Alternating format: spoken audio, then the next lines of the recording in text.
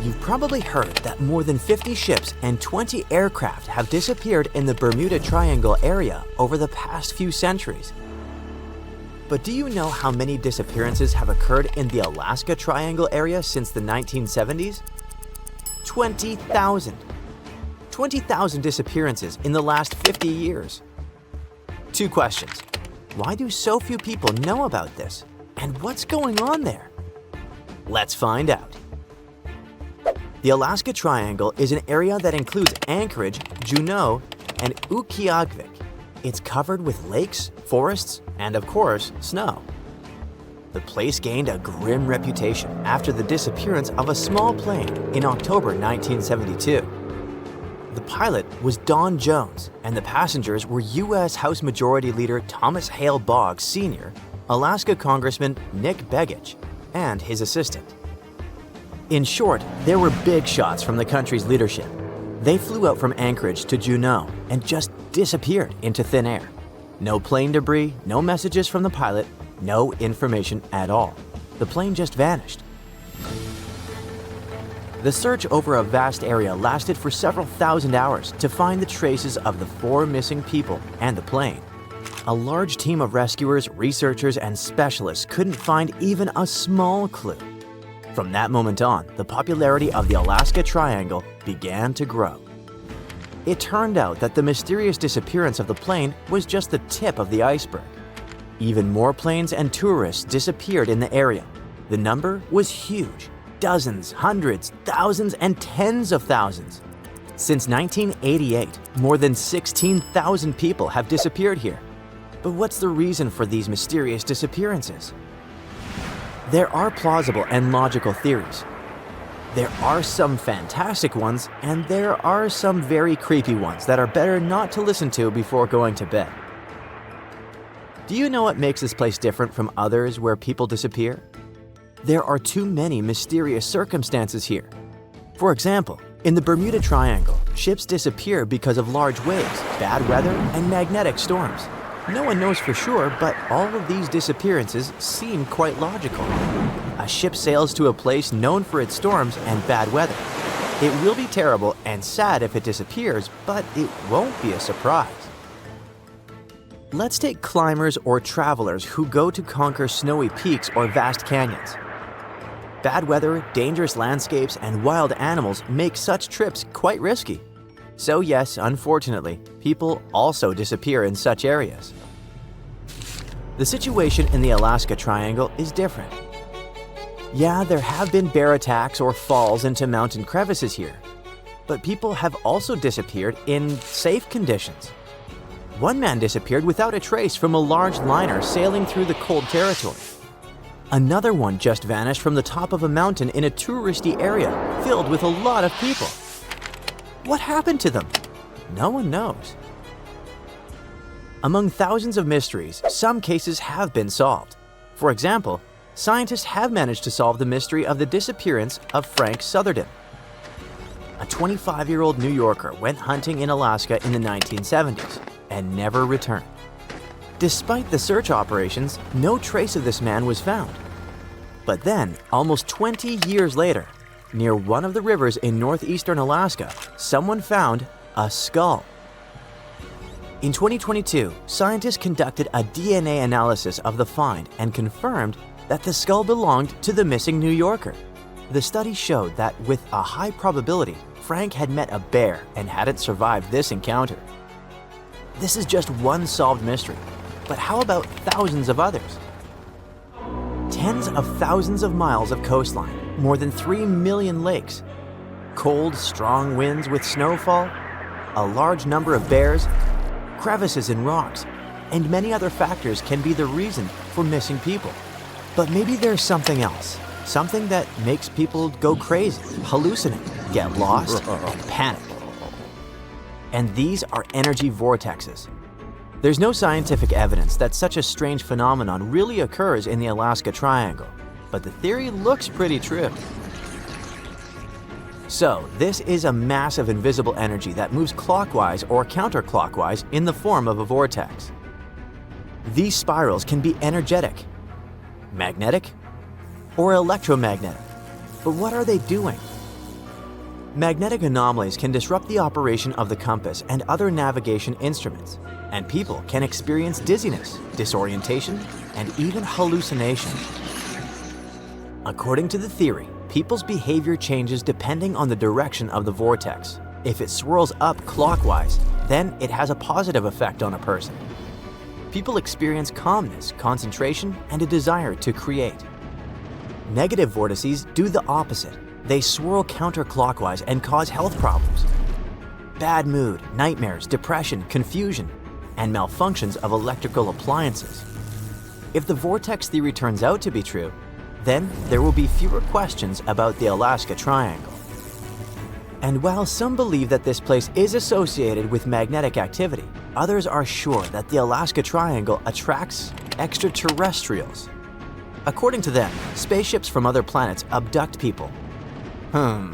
This version is too far-fetched and stereotypical, so let's not dwell on it. Among all this majestic wilderness, vast forests, lakes, and rivers, there's something that stands out in the overall landscape. There is a scenic area in Alaska called Gakona, and it hides HAARP, the High-Frequency Active Auroral Research Program. It's a large research center that consists of hundreds of antennas that transmit radio signals to the ionosphere. The ionosphere is a layer of the planet's atmosphere where radio waves are exposed to solar radiation and other cosmic stuff. It all sounds rather complicated and incomprehensible. But when a mysterious high-tech station appears in the middle of a nature reserve where people disappear, many new theories pop up. Some believe that HAARP is capable of changing the weather, disabling satellites, and controlling people's minds. But would someone conduct experiments in such a place? And what's the point of this? In short, the HAARP version doesn't seem very realistic. Experienced travelers are sure that the main danger in the Alaska Triangle is Alaska itself, with all its harsh weather conditions. Others believe that secret experimental laboratories, energy anomalies, and visitors from other planets are to blame. But how about hearing the opinion of those who call this place home? Native tribes of Alaska have several sinister versions for you. Some people tell each other the legend of the mysterious Alaskan hairy man. It can imitate the voices of women and children to lure fishers and hunters into a trap. Imagine that a traveler passes through a forest and hears a woman's cry for help. "I'm stuck here, someone get me out, please." Of course, the guy runs to help. He gets to the place, but instead of a woman, he sees a big, hairy creature. The traveler's scream rings through the forest. Another legend tells us about the Quileute, a scary, dangerous monster that looks like a black, bald dog. It stalks people at night and does it stealthily, unnoticeably. Legends say that the Quileute leaves no footprints in the snow, so hunters are unaware of its pursuit. You don't hear the sound of crunching snow, but you certainly feel that there's something sinister behind you that wishes you harm. Ugh, it's scary. In the forests, mountains, and fields, you can meet the Alaskan hairy man and the Quileute. And in lakes and rivers, something scarier awaits you. Meet the Kalupalik, a human-like aquatic creature with green, scaly skin, long, wet hair, and long nails. According to the Inuit legends, this creature wears women's clothes and a bag where they put a kid. This monster sings sweet songs to lure little girls and boys closer to the water and take them away forever. Of course, the legends about all these monsters are just fairy tales. But the danger of the Alaska Triangle is quite real. Not because of all the rumors about anomalies and strange occurrences, but simply because it's a vast wilderness area. Such areas are dangerous in various parts of the world, not just Alaska. And in fact, all the mysteries surrounding disappearances are simply exaggerated by scary stories and popular media. After all, if you look at the statistics of disappearances in other parts of the country, it turns out that the Alaska Triangle is not such a unique place. For years, we've thought the Megalodon was just a big shark, which is scary enough. After all, it could have eaten a creature the size of a whale in just 5 bites. Estimates indicate that the largest shark that ever lived had been around 59 feet long, which is a reasonable size and explains a lot. But the scientific community was wrong. Very wrong. Now, scientists have proven that megalodons could grow up to 80 feet long, which is the same as a 6-story building. The creature would have certainly been dozens of times bigger than you if you had seen it underwater. These giants ruled the ancient oceans between about 20 million and 3 million years ago. And even though it was a long time ago, they've left a lasting impression, becoming the protagonists of many movies. And scientists continue to search for answers about their life. Thanks to this, we still occasionally find their fossils. But the thing is, no one has ever found a complete skeleton. All we have are scattered vertebrae, a few scales, and, of course, those massive, razor-sharp teeth. The most complete piece we know of is a 36-foot section of a megalodon's spine. It was once part of the trunk of the animal's body. So, to assess just how big the megalodon was, experts compared its fossils to more than 150 species of sharks, both those that are alive and those that have gone extinct, to get the most realistic result possible. If the megalodon had had the proportions of a regular shark, it would have had a 6-foot head and a 12-foot tail. It would have also stretched 54 feet from nose to fin. But these measurements are way off the mark. The largest megalodon vertebra ever found is 9 inches in diameter, which makes it 3 inches larger than the largest vertebra of a typical shark. And if we follow these proportions, that megalodon was a whopping 80 feet long. To better understand how giant this is, just think of 2 school buses lined up end to end. For a long time, it was very common to think that the megalodon was just a giant great white shark. And it makes sense, right? I mean, both would have had large, terrifying, serrated teeth. But that was another completely wrong idea. Now, we know that megalodons were actually much more slender and aerodynamic than the modern great white shark. Their body shape was built to cut through the water with much less resistance, minimizing the effects of gravity in the sea, letting them glide effortlessly through the ocean. Now, if Megalodon wasn't just another great white shark, what other animal of the same species was it most similar to? Surprise! In fact, it had more in common with the modern lemon shark. This species has robust and powerful bodies, 2 large dorsal fins, and blunt snouts, which makes them really fast and agile hunters, like prehistoric predators. In other words, while thinking about the megalodon, you can imagine a giant, turbocharged lemon shark.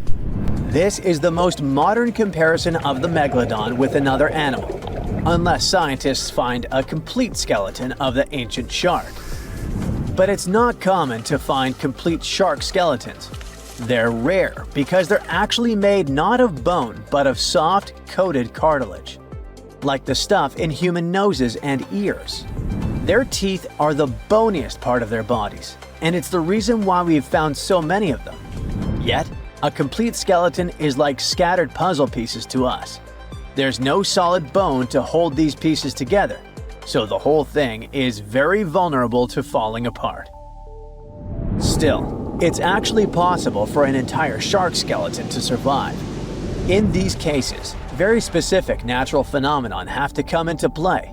The skeleton needs to get buried super fast in mud or sediment, free of any kind of scavengers and away from ocean currents. Otherwise, it simply disintegrates before it can fossilize. Interestingly, although the sea is the home of these animals, it is possible to find their skeletons on land too. Millions of years ago, a big portion of today's dry land was submerged, teeming with marine life. Then, in certain places, sedimentary minerals and specific biological conditions of the seabed allowed the fossilization of sharks in marine rocks. Today, those are desert rocks that ensure the preservation of shark fossils. But in any case, searching for a shark tooth in a desert is like looking for a needle in a haystack. But finding an entire fossilized skeleton embedded in a rock is like hitting the jackpot. Another unexpected discovery is that these prehistoric sharks were not born small and cute like regular baby sharks. A newborn megalodon could reach almost 13 feet in length. That's more than twice the height of the average human. Imagine a shark the size of a boat from the moment it's born. Now, although we don't have all the information about the giant of the seas, it's a fact that it's one of the most famous animals in pop culture worldwide.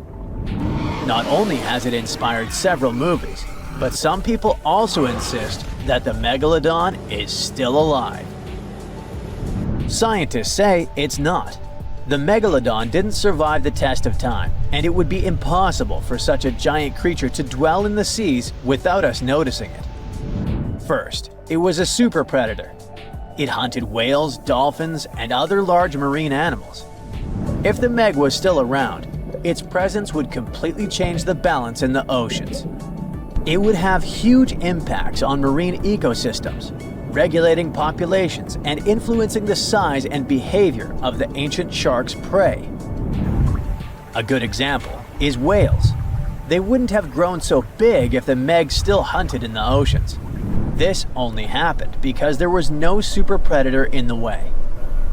If the giant shark was still in our oceans, species like the blue whale would be tiny, as they would need to develop and adapt to be able to escape constant attacks.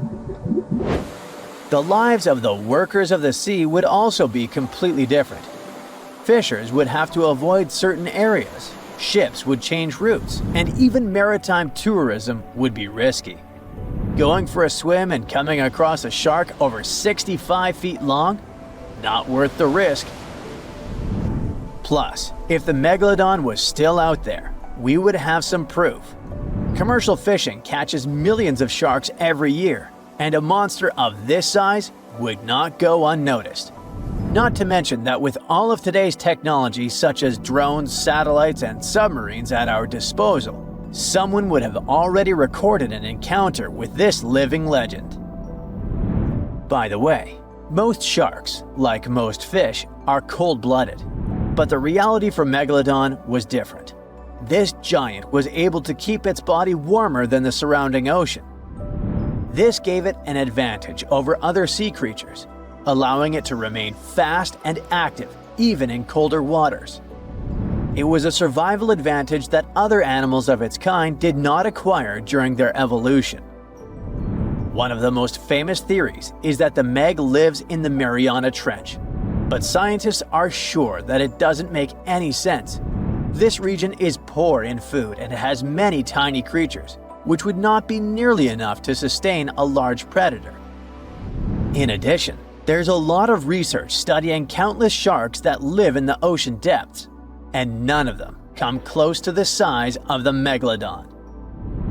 So, does the Megalodon still exist? Definitely not, but that doesn't mean it isn't any less mysterious and fascinating.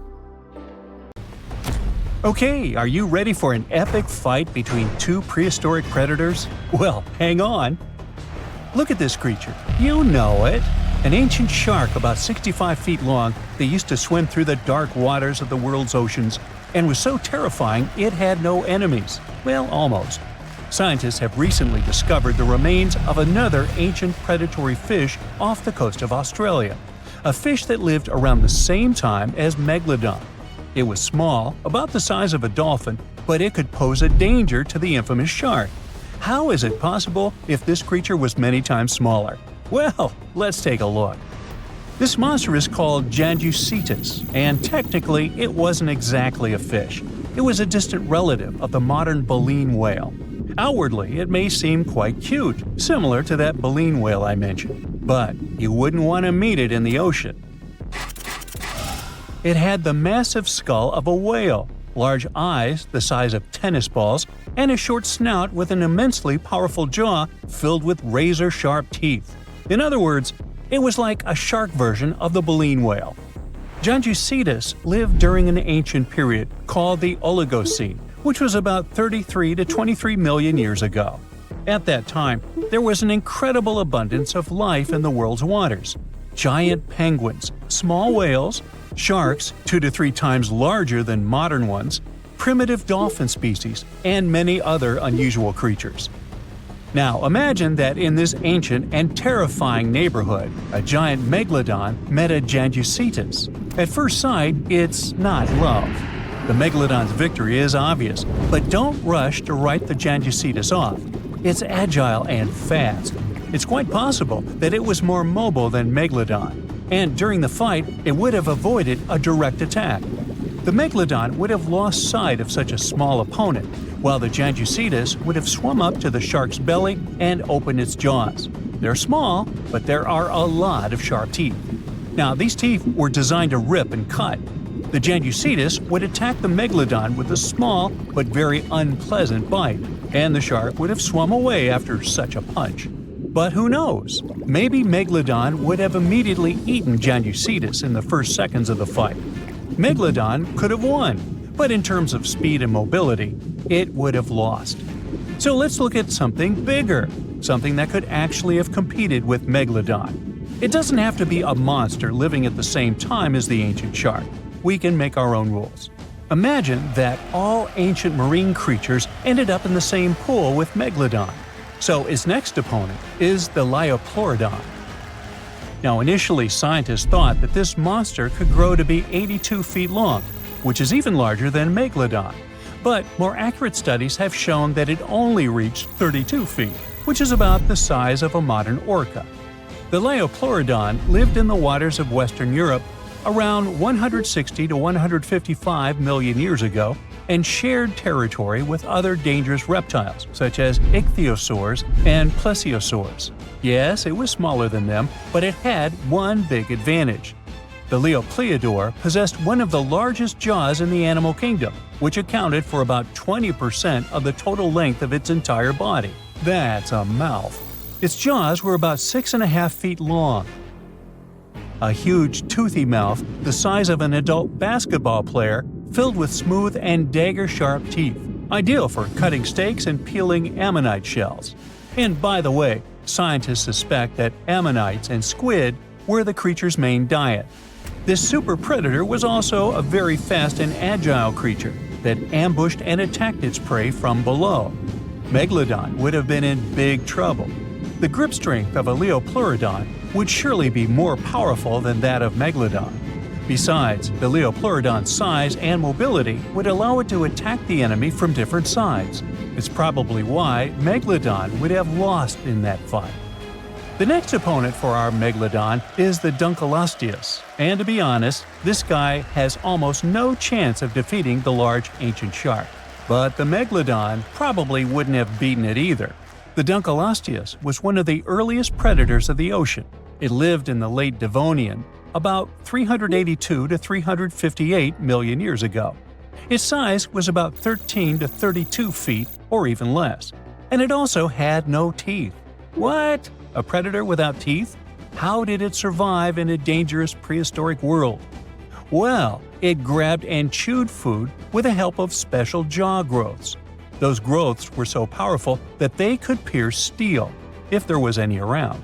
In a sense, these were not teeth, but bones.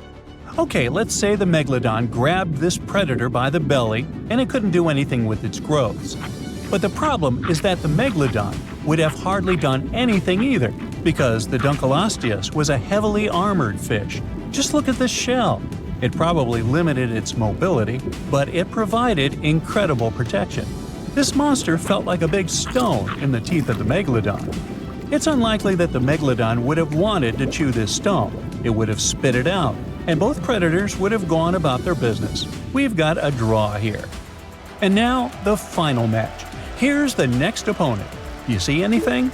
Is this enemy invisible? What's happening? Ah, there it is. Meet the Telemonstrum. It's a tiny ancient monster just 11 inches long. Huh? What can it do to a giant shark? Next to the Megalodon, the Telemonstrum is like a box of matches compared to a human. But if the Megalodon had had a developed brain, like people do, it would have been very scared of this creature and would have immediately swum away. Many people scream and run away in fear when they see a creepy insect crawling or flying, or when a mouse runs across the floor. Some of us jump on the couch in horror. Not all of us, but some. The Megalodon would have jumped out of the water like a dolphin if the telemonstrum had charged at it. Just check it out. It looks like an underwater bike with a long trunk with a jaw at the end. And these handlebars, where you would put your hands to control your bike, are the eyes. It's like the eyes of a hammerhead fish, only thinner and longer. The body of a squid, cuttlefish fins, snail eyes, and a toothed proboscis. This is a horror movie character. Scientists say it probably hunted jellyfish, small fish, and shrimp. And it didn't chew the food, it licked it like ice cream. Obviously, it's not an opponent for the Megalodon, but it's still a creepy monster. Well, what would have happened had it really started a fight with the Megalodon? It would have been difficult for the ancient shark to find it. It would have been unlikely to catch this tiny monster in the mouth, and the telemonstrum wouldn't have been able to do anything to the Megalodon either. However, I can think of one strategy. The creepy creature had a long trunk. What if it had just swum under the Megalodon's fin and started licking it? If the shark had felt the tickles, then it would probably have worked. But most likely, they wouldn't have fought each other. It seems like they would have made perfect friends. The telemonstrum lived about 300 million years ago in shallow seas and estuaries that covered the territory of the U.S. When scientists discovered this creature in 1955, they were shocked because no one had any idea what it was. Experts compared it to worms, tunicates, conodonts, mollusks, and vertebrates. And do you know who it really was? Well, scientists still have no idea. They can't determine its place on the tree of evolution. Perhaps this is some new branch, and its descendants simply haven't survived to this day. The Megalodon was one of the most dangerous predators on Earth. But now we know that other equally scary monsters lived in the oceans. But what if the Megalodon lived today? Who could have defeated him? A blue whale who would be even bigger than this ancient shark. But the blue whale seems to be a kind animal. It wouldn't fight. How about the Kraken? The Kraken versus the Megalodon? Well, let's save this fight for another video. Many terrifying animals live deep beyond the waves, like this vampire squid living 3,000 feet below the surface in almost complete darkness. This animal has a cloak, like a vampire's. That's why it's called the vampire squid. Deep down at the bottom, it can't use ink to defend itself. So this animal has developed an unusual tactic. It glows slightly to scare away predators. If this tactic fails, the vampire squid can turn its body inside out, revealing tiny spikes. When you translate its scientific name, Vampiroteuthis infernalis, it literally means vampire squid from the nether. Despite its terrifying looks, it's a harmless ocean animal. This previous creature was not from space, but this object definitely is. Before Elon Musk found a way to reuse rockets, NASA would simply drop old ones after launching astronauts into space, most of the time in the ocean or deserts. In 2012, Jeff Bezos launched a mission to find the Apollo 11 rocket. They found it by using sonar, but it was in terrible condition. It was sitting on the bottom of the ocean, not far from the predicted site. They were able to rescue the engine and reconstruct 2 of them. The most famous lost city is Atlantis, but sadly, we still haven't discovered it. However, Heraklion was also just a myth until one British pilot saw something that looked like a city while flying over the Mediterranean Sea. He reported it, and 60 years later, a group of divers went there. They were shocked when they found an entire city underwater. It was loaded with artifacts that could tell us a lot about the history of the place. Now it's one of the best underwater archaeological sites in the world. It's believed that the rising sea caused the whole city to go underwater. The Titanic sank in 1912. the wreck was claimed to be officially discovered 74 years later. In reality, though, a fisherman found the Titanic 8 years earlier while fishing in the Atlantic Ocean. He was pulling out his net when he spotted a head stuck in it. Luckily, it was just a doll's head. Years later, after the fisher had passed away, his son sold the doll to a doll collector. She did a lot of digging and research on every person who had a porcelain toy on the Titanic. She found the owner of the doll. Ava Hart was on the Titanic and had a doll with her. Ava survived the catastrophe by a miracle, but her toy didn't. Hart even wrote about the doll in her journal, and every detail matched the toy found by the fisherman. The tripod fish lives deep in the abyssal zone, around 20,000 feet below the surface. It's adapted to such immense depths and uses its tripod fins to stay still on the bottom. This creature doesn't have big eyes, but even if it did, these eyes would be useless in the darkness. Instead, the tripod fish uses its fins like antennas to detect any movement in the water. This creature doesn't have much luck when it comes to its love life, so it had to develop unique tactics to reproduce. One fish can be both male and female. The next bizarre creature is the lizardfish. It has tons of razor-sharp teeth, a huge mouth, and really big eyes, which it uses for hunting. All this makes the animal look freaky. The lizardfish lives at depths of around 11,000 feet in the midnight zone, where there is zero light. This freak of nature basically eats everything it can fit inside its mouth, from small fish to other lizardfish. On the other hand, when they see other reptile fish, they probably fall in love instead, because finding mates at those depths is not an easy task. Like the tripod fish, the lizardfish can be both male and female at the same time. When you think of a river, you usually picture it on land. Still, nature is quite unpredictable, and it created a river flowing under the ocean in California. It's running at a depth of around 2 miles. This river has everything that an ordinary river has: sunken logs, trees, and rocks. And despite its uniqueness, it's not the only one in the world. There are also others in the Amazon and Greenland.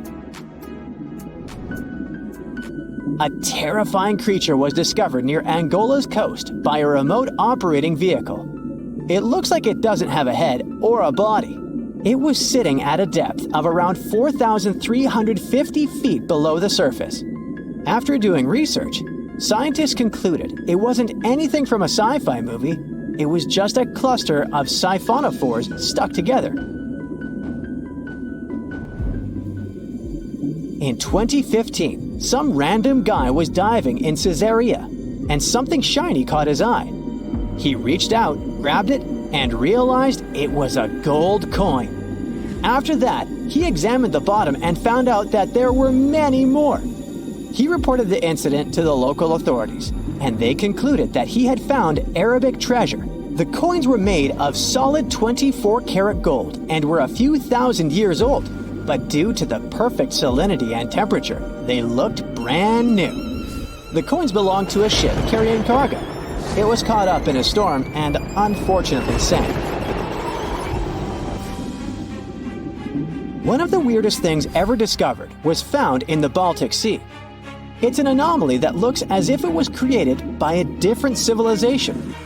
It was discovered by Swedish researchers, and they basically had no idea what it was. They had to ask tons of other scientists for their opinions. When you look at this formation from above, it's 200 feet long and looks exactly like a fallen spaceship. It's hard to believe that it's a natural formation, but spoiler alert, it's totally made by nature because the Baltic Sea has gone through many erosions throughout history. Most likely, the bizarre formation is the result of these processes. A group of divers in Madagascar were shocked when they found this 7-foot monstrosity of a knife on the seafloor. The speculation started immediately, and many said that the knife was from some giants that had fought megalodons and lived on Earth thousands and thousands of years ago. That could make a nice story, but the knife is most likely a movie prop that was lost at sea. One of the ocean's most bizarre animals is the frilled shark. It's believed that this fish is the reason for all those sea serpent stories that sea explorers of the past wrote about. These animals live pretty deep in the ocean, but sometimes they can be seen in shallow waters. It's super rare, but possible. The frilled shark has a big mouth sporting around 300 teeth. It also has a long body that looks like a lizard's, and it is truly a unique species of shark. Its prey can be half of its size because this shark's stomach is like that of a snake, and it can swallow huge fish or crustaceans. Spotting a few worms in your garden is no big deal, but after seeing a 26-foot-long one in the ocean, you will make your wetsuit a little wetter. This worm is super rare, and it's completely harmless to humans. It's actually not a giant worm. It's a cluster of zooids that are stuck together in a worm-shaped formation. They usually only eat plankton, bacteria, and other tiny things that can be found in the ocean. Probably the scariest thing in the ocean that is 100% real is the magna pinna, which can be found at crazy depths of 20,000 feet below the surface. This monster looks like an underwater Slender Man, but it's just a squid with really long tentacles that can reach a terrifying size of 8 feet. This guy has only been seen a few times, and basically, we don't know much about this creature so far. Now, you can't find living dinosaurs nowadays, which is a good thing, mostly, but you can still meet some creatures that might have gone to lunch with them. The frilled shark, for example, is a living fossil that comes from a family of sharks that have been around for about 80 million years. One of the coolest things about it is its long, eel-like body that can grow as long as 6 feet. It has 6 pairs of gills on its throat, which help the frilled shark breathe in the deep, cold ocean where there isn't much oxygen. The shark can move very quickly, like a snake, to catch its prey when it least expects it. Little frilled sharks take an exceptionally long time to grow, up to 3.5 years, which is one of the longest times for any animal with a backbone. The Chinese giant salamander is another living fossil that can tell you what was going on Earth around 170 million years ago. Now, when I say tell, I really mean it, as it can make sounds like hisses, whistles, and barks, and even a noise that sounds like a crying kid. The biggest Chinese salamander found so far weighed 130 pounds, as heavy as 2 Dalmatians, and was almost 6 feet long. Giant salamanders like to be alone. Hey, I want to be alone. And will chase away other salamanders from their space, except when it's time to start a family. During the day, they hide and sleep under rocks. They can make a special substance from their skin that keeps predators away. Now, gharials are reptiles that have been around for about 38 million years. They live in India and Nepal in slow-moving, muddy rivers. Sadly, there are very few gharials left in the wild, less than 100. These creatures can't control their body temperature, so they need to sunbathe to get warm or cool down in the water if they get too hot. Their eyes are close together and face forward, which helps them see in 3 dimensions and judge distances more accurately. Gharials also have a transparent third eyelid that protects their eyes when they're underwater. They have over 100 sharp teeth, but they can't chew their food. Instead, they use their strong jaws to grab prey and then, swallow it whole. The alligator gar is a fish that has a family history of more than 100 million years. It still has some cool features from ancient times, like being able to breathe both air and water. It also has a special spiral-shaped intestine, like a shark. The alligator gar is one of the biggest and heaviest fish in North America. Just like an alligator, it has a long body and snout, plus a row of sharp teeth. But instead of legs, the gar has fins to help it swim underwater. The tuatara isn't a lizard as you might think, and isn't a dinosaur either. This New Zealand resident is one of the most unique animals in the world. Scientists love studying tuataras because they can help us understand how today's lizards and snakes evolved. One of the coolest things about the tuatara is its third eye, called a parietal eye, on its head. It has its own lens, retina, and a nerve that connects it to the brain. Scientists think it might help the tuatara know when it's light or dark outside and absorb sunlight to make vitamin D or help them keep their body temperature exactly right.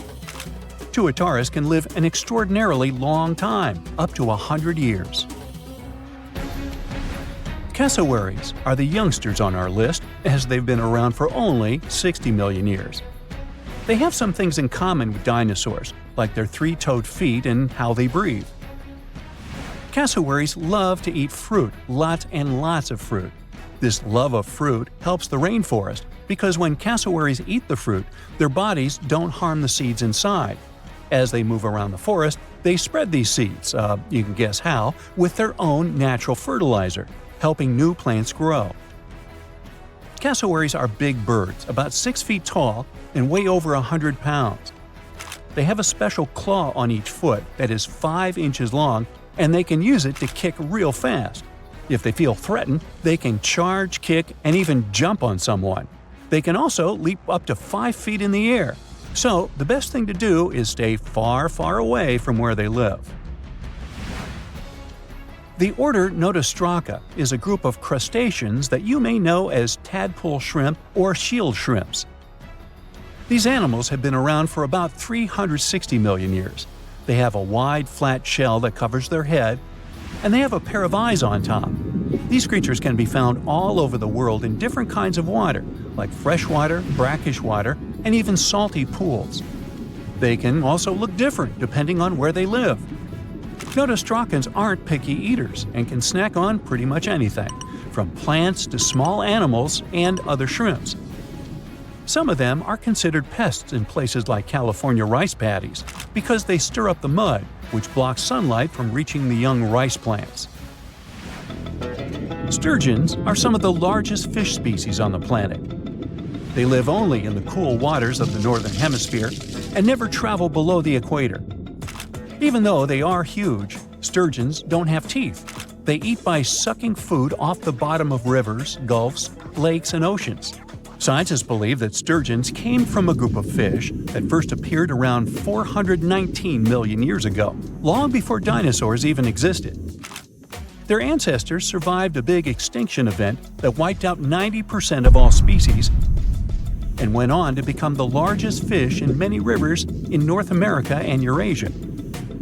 Sturgeons can live up to 100 years old or even older. Female sturgeons can lay up to 3 million eggs at a time, but not all of the eggs eventually turn into real fish. Our next hero, the Pacific lamprey, has successfully lived through at least 4 mass extinctions. Its ancient ancestors evolved over 450 million years ago. These creatures have cartilage instead of bones and a third eye, which is a special light-sensing organ on top of their heads. Instead of a regular jaw, they have a mouth surrounded by teeth. They latch onto prey and sup up body fluids like real underwater vampires. And although he wasn't living underwater, the story goes that King Henry I of England might have lost his life because of a lamprey. The English monarch loved this fish so much that he defied doctors' orders to stop eating its flesh. He got sick every time he'd have it, but the lack of bones and the unusual taste made the royal fall in love with it. As a result, he got some scary symptoms from eating lamprey and eventually passed away. Can you say clueless? The elephant fish, also called the Australian ghost shark, has been on Earth for around 400 million years.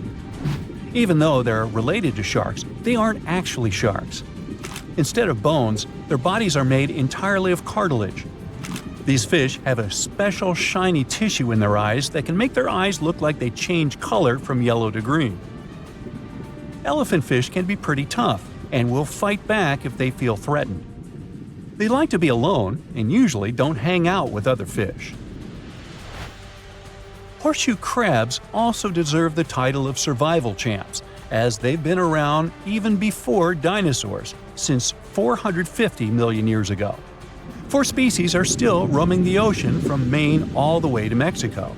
Horseshoe crabs are more like spiders than ticks than they are like real crabs. They have 9 eyes, plus extra light sensors near their tails so they can see really well. They breathe underwater using flap-like gills near their belly, and sometimes they use these gills to swim upside down. Every spring, when the tide is high, these creatures come up to the beach at night to mate and lay their eggs, and you can see hundreds of thousands of them. Tiny microbes, basically ancient germs, have been frozen in Arctic ice for tens of thousands of years, just chilling there, since woolly mammoths were still walking around. And now, scientists think these little guys might wake up again if Arctic summers keep getting longer and warmer. Yep, you heard right. Zombie microbes. Great. These microbes have been stuck in permafrost, which is soil and ice that stays frozen solid year-round. The top layer melts a bit in the summer, but the really old stuff, those Ice Age microbes, are buried way deeper. They only thaw if things get really warm for months, not just a hot day or two. To study these microbes, the team went down to the Permafrost Research Tunnel near Fairbanks in Alaska, a long underground hallway 50 feet below the surface, carved right into the ancient frozen ground. The tunnel stretches over 350 feet and lets scientists literally walk through thousands of years of frozen history. By the way, while checking out the walls, the researchers also spotted bones of mammoths and bison sticking out of the ice. One of the reasons why the researchers went to Alaska was to see how fast these ancient microbes could come back to life. Well, they were in for a surprise. These microbes don't need years, centuries, or magic spells to wake up. Just a couple of months of warm weather. Once they're awake, they start doing their microbe stuff, which includes pumping out greenhouse gases like CO2 and methane. And that's bad news, because those gases warm the planet even more. This melts more permafrost, which wakes up more microbes, which releases more gas. You get it. Basically, it's a nasty climate loop. Anyway, when scientists went down into the frozen tunnel to grab chunks of super old permafrost, the first thing they noticed was the awful smell. It wasn't just the stench of an old basement. It was something has been frozen for thousands of years and is finally waking up bad. Weirdly, microbiologists were happy. Such a smell is actually a good sign for them because it usually means tiny creatures, microbes, are still around. Back in the lab, the team soaked the frozen samples in the water that had a special kind of heavy hydrogen inside it. This helped them track what the microbes were doing later. Then they put the samples into fridges at 3 different temperatures: cold, kinda cold, and not too cold, to copy what future Arctic summers might feel like if the warming continues. For the first month, almost nothing happened. Even the warmer samples barely changed. Only a tiny number of microbes started waking up. Basically, a microscopic trickle of activity. But a few months later, things got more exciting. Thanks to the heavy water, scientists could watch how much of it the microbes used to build their cell membranes. It helped them figure out that the old microbes were making special fatty molecules that might help them stay alive in freezing conditions. By the 6-month mark, the samples that were stored at the warmer temperatures had transformed completely. They became more active and started forming little slime layers. The scientists could actually see these layers even without a microscope. The whole community of microbes wasn't super diverse, but those that were active behaved just like modern microbes that live in unfrozen soil today. In short, those ancient microbes were definitely alive and got pretty energetic once the temperatures were warm enough. This matters a lot for the Arctic and for the whole planet because these microbes survive by eating old organic material trapped in the permafrost. When they eat, they release greenhouse gases like carbon dioxide and methane, and the Arctic is warming faster than any other part of Earth. It means that the deep frozen layers might stay warm long enough for huge numbers of ancient microbes to wake up and start pumping out gas. Right now, northern permafrost holds about twice as much carbon as the entire atmosphere. If a lot of that carbon gets released, it could speed up the warming of our planet. It can lead to dramatic consequences, setting off a whole chain of huge changes and affecting basically everything on Earth. Extreme weather will start happening more often. Stronger hurricanes, heavier rainstorms, longer heat waves, bigger wildfires.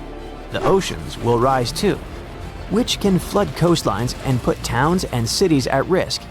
Animals, plants, and entire ecosystems can get thrown out of balance, with some species struggling to survive and food chains breaking down. People all over the world will have to deal with crop failures, water shortages, and damaged homes or infrastructure. Let's get back to our zombie microbes. The thing is, the study only looked at them in one place in Alaska, but there's a massive amount of permafrost all over the world, in Alaska, Canada, Siberia, and many other places. And microbes in different regions might behave differently as things warm up. Scientists still have tons of work to do to figure out what's coming next. I bet you're questioning yourself. Could ancient viruses infect us?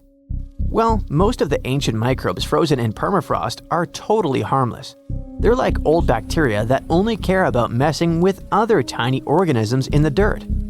But scientists worry that a few of these frozen germs might be the kind that can infect people, animals, or plants. And if that happened, our bodies probably wouldn't recognize them at all, because they've been frozen since mammoths existed. Basically, there's no immune system cheat codes for us.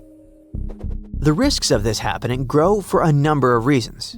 For one thing, the Arctic is warming almost 4 times faster than the rest of the planet. Longer summers plus hotter temperatures mean more permafrost melting. So, more ancient stuff is waking up. Plus, people might start digging more around there.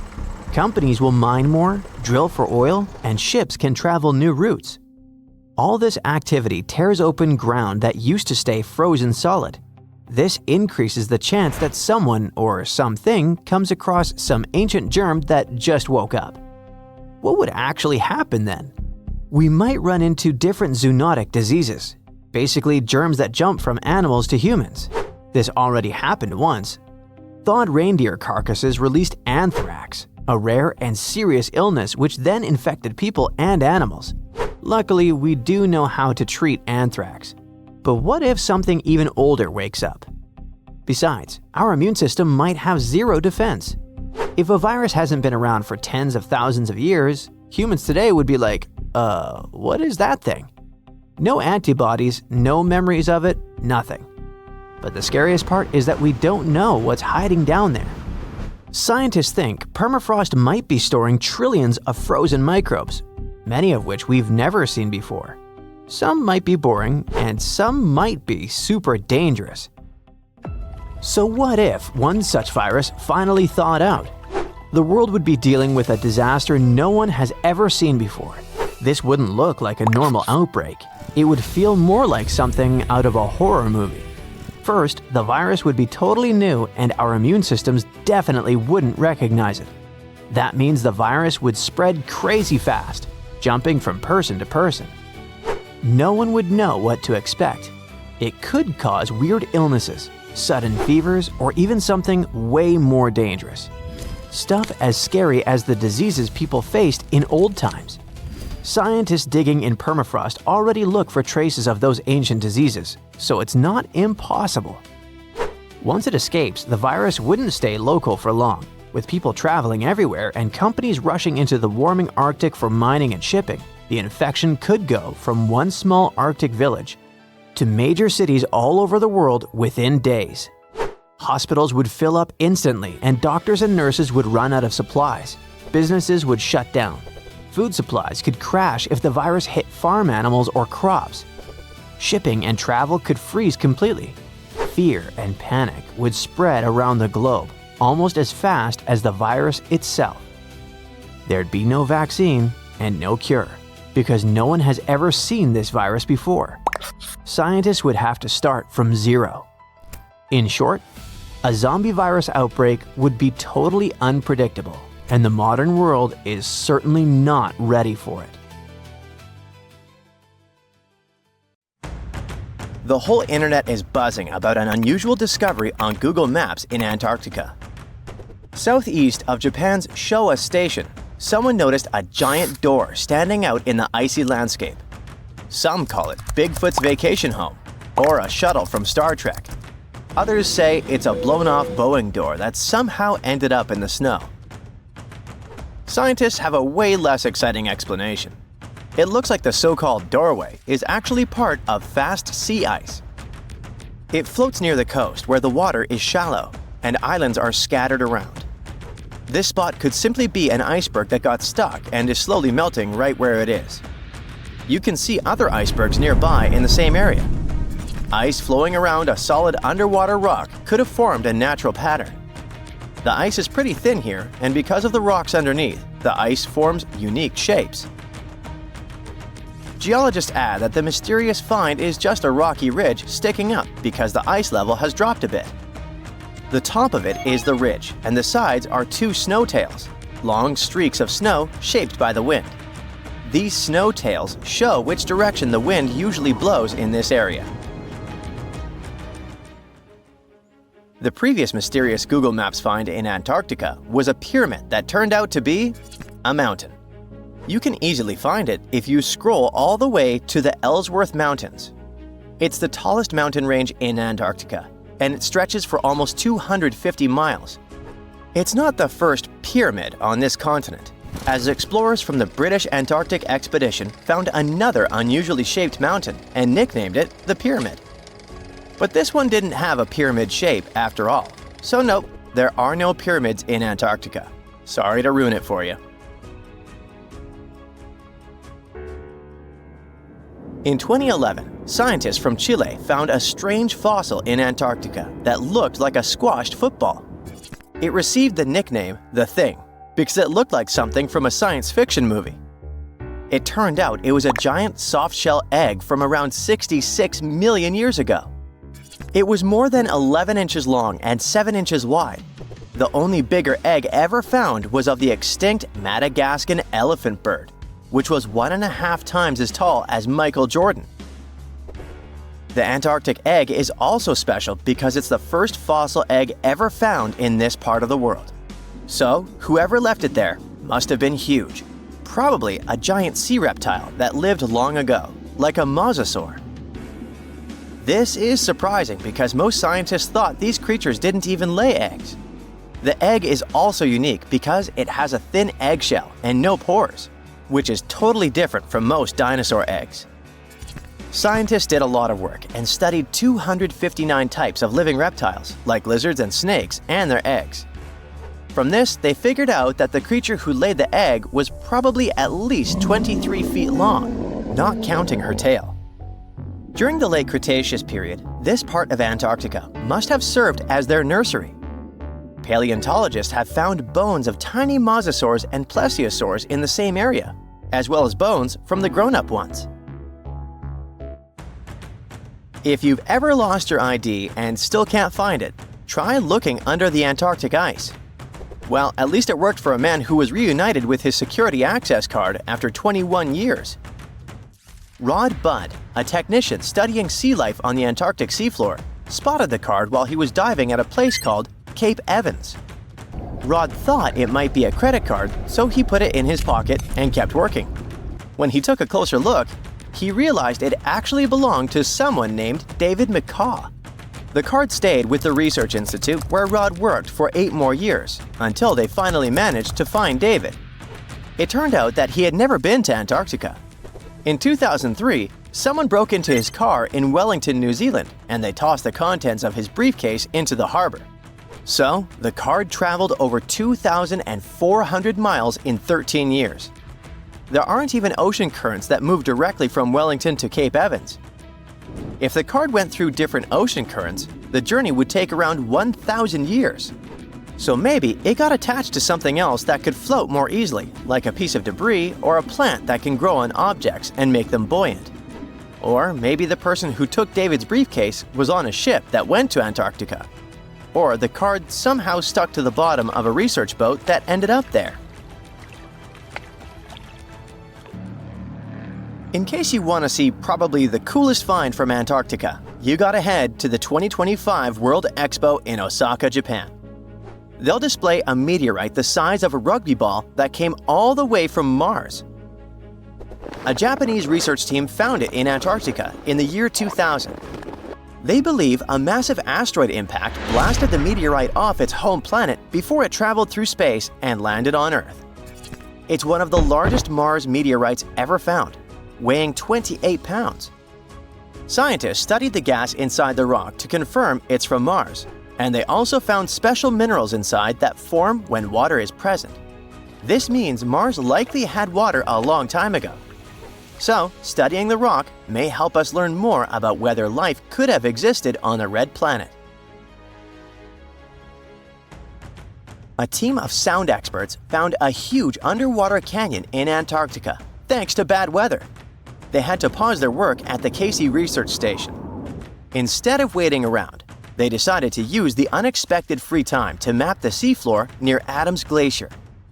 And that's how they found a canyon that is almost 7,000 feet deep, almost 30,000 feet wide, and stretches over 28 miles away from the glacier. The icebreaker they were on uses a special tool called a multi-beam echo sounder. It sends out sound waves in a fan shape under the ship, then listens for the echoes to create a detailed map of the ocean floor. During the mapping, they discovered just part of the canyon before they had to return to the research station. But when bad weather returned, the ship went back and mapped even more of it. They were working among waves up to 13 feet high and winds up to 50 knots, but they still managed to get about 15 hours of data to complete their map. On their way back to Australia, they stopped one last time to fill in any missing spots on the map. This advanced mapping technology is helping scientists learn more about the history of glaciers and ocean interactions in Antarctica. A scientist was browsing through satellite images for brown trails of penguin droppings and found 4 new colonies of emperor penguins in Antarctica. This means there are now 66 breeding colonies for this vulnerable species. These new colonies likely have been around for years, though they're mostly small, with fewer than 1,000 pairs of breeding penguins each. Some of these colonies are close to other penguin areas, like the one that's not far from an old research station that never reported penguins nearby. One of the new colonies was found close to a place called the Lazarev Ice Shelf, where there used to be a larger penguin colony. They thought this colony went extinct in 2019, but it seems the penguins have just moved a bit because of changing sea ice conditions. If we add the newly found penguins to the total population of this breed, it doesn't change the picture a lot. But it can help scientists see how emperor penguins adapt to the changing conditions. Giant vase-like sponges, otherworldly jellyfish, segmented worms covered with bristles, and large octopuses are the newest Antarctica discovery. Scientists found them after a giant iceberg had broken away, and it turned out to be a treasury of ancient life under ice. In January 2025, a huge iceberg the size of Chicago, called A84, broke off from Antarctica's George VI ice shelf, which is a large ice shelf about 280 miles long, 12 to 43 miles wide, and around 820 feet thick. In the summer, which lasts from November to late February, the ice shelf melts at the surface, and meltwater ribbon lakes form. They're elongated and ribbon-like. That's how they got their name.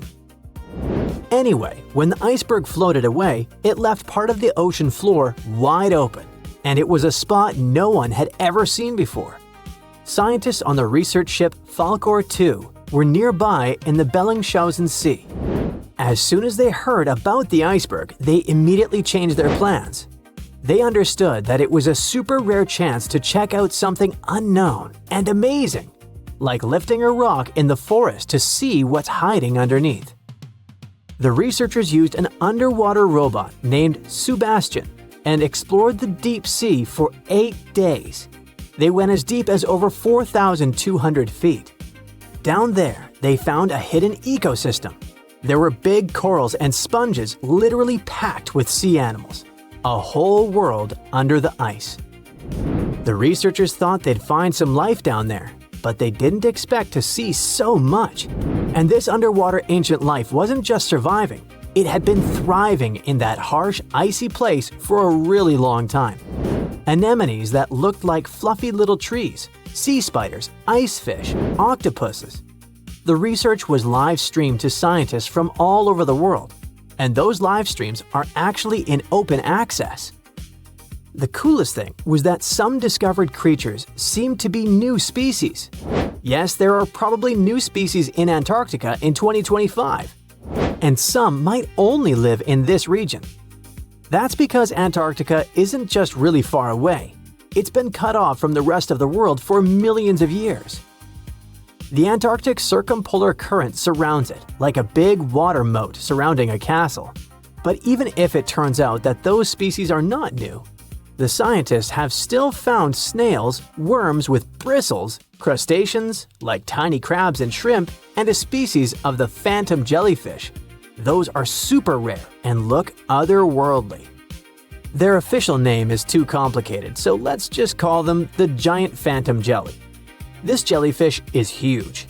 Its bell, the round umbrella part on top, can be more than 3 feet wide. It has 4 long arms that trail behind it. Each one as long as 33 feet, about as long as a school bus. Scientists first caught one way back in 1899, but it took them 60 years to realize it was a totally new kind of jellyfish. The phantom jellyfish has a see-through purplish body that looks kind of ghostly. Instead of normal jellyfish tentacles, it has these ribbon-like arms that help it catch food and pull it into its mouth right in the middle. Even though jellyfish don't have brains like we do, researchers watching the giant phantom jelly noticed something surprising. The otherworldly creature seemed to move its arms very carefully and with control, especially when swimming through tight spaces on the seafloor. It looked like it was being very cautious and deliberate. Ugh, creepy. Another sentient being? Jellyfish have a simple nerve net instead of a brain, which helps them sense the world around them. But the way this phantom jelly moved made scientists think it might be smarter or more coordinated than other jellyfish. Studying it can help scientists learn how animals without brains still manage to explore and survive in tricky places underwater. Another cool find was little worms called bristleworms. Scientists call them polychaetes. But let's stick with bristleworms because it kinda sounds fun. Lots of different kinds of them live in super cold, deep parts of the ocean. Bristleworms have bodies made of many segments, and they have tiny little bristles all along their sides. These bristles help them move around, feel what's near them, and even protect themselves from danger. One cool example is the Antarctic scaleworm. It's a type of bristleworm that lives in really cold, deep waters and has shiny, golden bristles that make it look pretty fancy. During Antarctic deep-sea exploration, the team also found giant sponges shaped like vases. Usually, sponges grow very slowly. So to get that huge, they must have been growing there for a really long time, maybe even hundreds of years. Their size shows that the deep-sea animals living around them didn't just move in recently. Those sea creatures have been there for decades and managed to form thriving communities under the ice. So, it really was ancient life hiding under all that ice. And that surprised scientists a lot.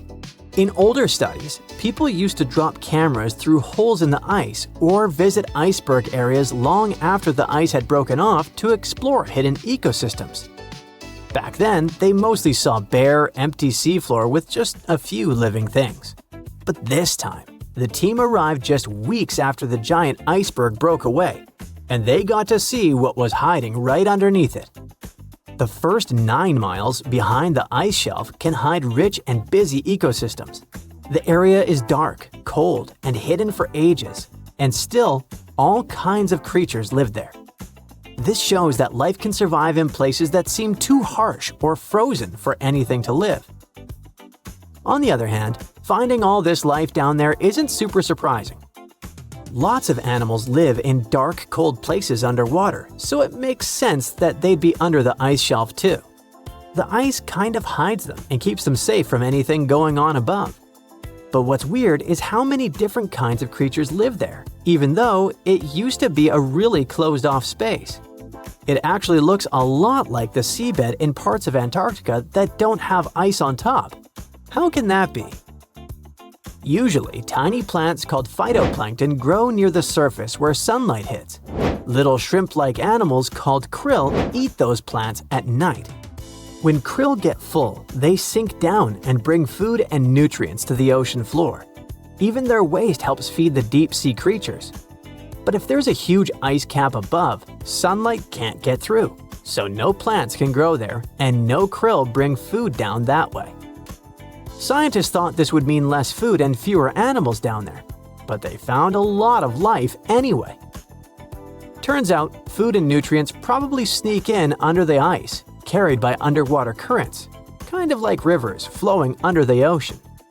Scientists found some animals that lived a long time, so it looks like those currents, which mostly come from melting glacier water, bring enough food to keep the ecosystem healthy and full of life. No one really knows what's going to happen to all that deep-sea life now that the iceberg has floated away. Those creatures have lived under the thick ice for who knows how long, in super stable, pitch-black conditions. Obviously, they're not exactly fans of change, so losing that icy roof might totally mess with their whole setup. One of the scientists mentioned that the ice shelf the iceberg came from has been creeping backward, like 25 miles over the last 50 years. That's a part of a bigger pattern. Antarctica's ice is melting faster and faster, which pushes sea levels up around the world. That's why this Antarctica discovery matters. The team's trying to figure out not just what's happening now, but how this hidden ecosystem fits into the bigger picture. If we can understand how this place is changing over decades or even centuries, maybe we can predict what's coming next. And it's pretty amazing that breaking ice can tell us so much, right? Antarctica wasn't always a frozen wasteland. A long time ago, it was full of life, and 56 million years ago, something terrifying stalked its jungles. A giant, flesh-eating bird. It was around 6 feet tall and weighed as much as a lion. For millions of years, nothing could challenge it, so why did it disappear? And could there be even bigger predators still hidden beneath the ice? Paleontologists found 2 massive claw bones in Antarctica, sharp, curved, and powerful, belonging to this bird. They were dug up from the Epresian-aged rocks of Seymour Island, which means they're around 40 to 50 million years old. Their shape left no doubt. These were the so-called terror birds. Their scientific name is Forus raceti, some of the most fearsome predators to ever walk the earth. They were flightless and didn't even need wings. Instead, they could sprint at breakneck speeds, like ostriches from a nightmare. For millions of years, these birds ruled South America. But now, for the first time, their presence has been confirmed in Antarctica. No surprise here. Back then, South America and Antarctica were still connected, allowing animals to easily commute between continents. So these birds probably migrated south to adapt to life on Antarctica's prehistoric landmass. It didn't just survive here, it thrived. But at some point, this nightmare of an animal vanished. Why? Most likely because of the temperature changes. Antarctica was cooling, slowly turning into the frozen wasteland we know today. Its prey may have declined, leaving the predator without enough food. Eventually, it disappeared, leaving no descendants behind. Researchers hope that they'll find a complete skeleton eventually. They're also wondering where there might be even bigger species waiting to be discovered. Perhaps these birds evolved into a completely new Antarctic lineage. But for now, all we have are 2 giant, creepy claws. People often think that there are almost no animals or plants in Antarctica. But that's not true at all. Penguins waddle around, And forget the cute tiny ones. Antarctica used to have 6-foot-tall monsters. The emperor penguins are the largest penguin species alive today. They can dive over 1,800 feet deep and hold their breath for over 20 minutes. There were giant ancient penguins around 38 million years ago. They were the size of humans. Fossils show they had long, sharp beaks, making them terrifying hunters of fish and squid. The fish there are also absolutely fascinating. Forget giant squids. Colossal squids are nightmares even bigger. Some reach over 40 feet long with massive, super sharp beaks and eyes the size of dinner plates. Finally, orcas, the apex predators of the Antarctic Ocean. They hunt in packs, working together like a wolf pack of the sea to take down seals, fish, and even massive whales. There are even tiny plants like moss and algae, Antarctic hairgrass and pearlwort. They somehow survive against all odds. There are many other myths going on about Antarctica. For example, some people think that when icebergs break off from glaciers, they immediately start drifting straight into the open ocean until they melt. But the reality is way more chaotic. First, when an iceberg breaks off from a glacier or ice shelf, it has to deal with underwater obstacles. It can stay stuck on the seafloor for decades without moving. Then they get caught in powerful whirlpools and spin in place for months. One iceberg, a 23A, spent nearly 40 years frozen in place before finally breaking free, only to get caught in a swirling ocean vortex for another 8 months. After that, their paths are influenced by ocean currents, tides, winds, and even underwater topography. They don't just float freely. Their movements are full of literal, unexpected twists. And speaking of glaciers, another strange rumor is that some humans can't travel more than 311 miles inland in Antarctica because of an impassable ice wall, freezing jet fuel, deadly winds, and no oxygen. But this is completely false. Antarctica has been explored by planes, vehicles, and even scientists on foot. There's an entire research station sitting at the South Pole. People live there all year long. The ice wall is real, a massive ice cliff rising above the ocean. But that isn't some secret barrier, it's an ice shelf. These are thick slabs of ice that form when glaciers slowly flow off the land and spread over the ocean. Almost 3/4 of Antarctica's coastline is made up of them, but they don't form some giant ring around the world. Antarctica is one of the most extreme places on Earth, but we've conquered its challenges, and we keep learning more about it every year. That's why every year, millions of dollars are poured into keeping research stations running, protecting wildlife, and making sure the people who live there have everything they need. But where does all this money go? Well, Antarctica stations are basically small cities. There's electricity, heating, water purification, food storage, and medical facilities. The biggest station, McMurdo, is basically a town with over 1,000 people in summer. It has everything from a fire station to a gym. The South Pole Station is super deep inland, so it's one of the hardest places to supply. Getting food and fuel there requires airplanes flying thousands of miles in extreme cold. But the internet loves a good mystery. When Google Maps revealed what looked like a massive doorway in Antarctica, conspiracy theorists went wild. People joked about everything from Bigfoot's vacation home to a secret base, or even a Star Trek spaceship hangar hidden in the ice.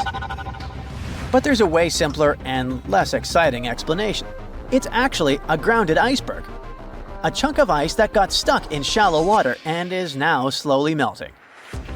As ice moves across the landscape, it flows around bumps and obstacles, creating odd shapes. The process of melting, breaking apart, and refreezing can carve ice into unexpected forms. Antarctica also has incredibly strong downward-blowing winds that sculpt ice into dramatic formations over time. No secret doorway, unfortunately. And speaking of doors, For years, Ushuaia, Argentina, has been called the gateway to Antarctica, the last stop before the icy continent, the place where expeditions begin. But there's another option. Punta Arenas, Chile. Let's compare them. Ushuaia is closer to Antarctica. It's the top departure point for tourists going on cruises. But no regular flights to Antarctica. No major scientific bases operating from here. It's basically controlled by the military, which refuses to allow private flights, only commercially operated ships. Yes, Punta Arenas is further from Antarctica, but 22 countries and global organizations use it as their main base. There are regular flights to Antarctica happening there every year. Private airlines can actually operate here, making it the real air connection to Antarctica. Ushuaia may have the best location physically, but Punta Arenas actually runs the show. Argentina made a huge error in picking its Antarctic airbase.